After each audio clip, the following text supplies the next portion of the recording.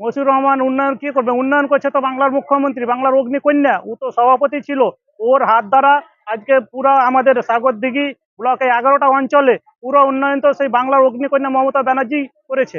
সাগরদিঘির আর মাটিতে আজকে যে আমরা একটা মানবিক বিধায়ক পেয়েছি, আমরা আল্লাহর কাছে হাজার শুকরিয়া। এখানে কারণ হচ্ছে আমাদেরকে সাগরদিঘির মাটিতে সাগরদিঘির জনগণের সেবা করার জন্য আল্লাহ আমাদেরকে একটা দূত পাঠিয়েছে।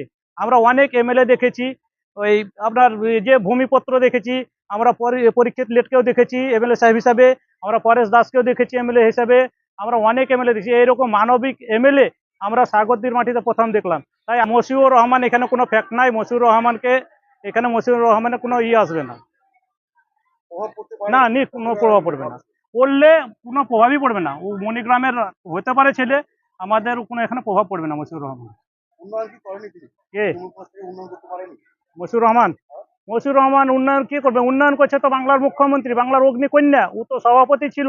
ওর হাত দ্বারা আজকে পুরা আমাদের সাগরদিঘি ব্লকে 11টা অঞ্চলে পুরো উন্নয়ন তো সেই বাংলার অগ্নিকন্যা মমতা ব্যানার্জি করেছে। আমার নাম নাজমুল হক, ধলসা 52 বুথ সভাপতি।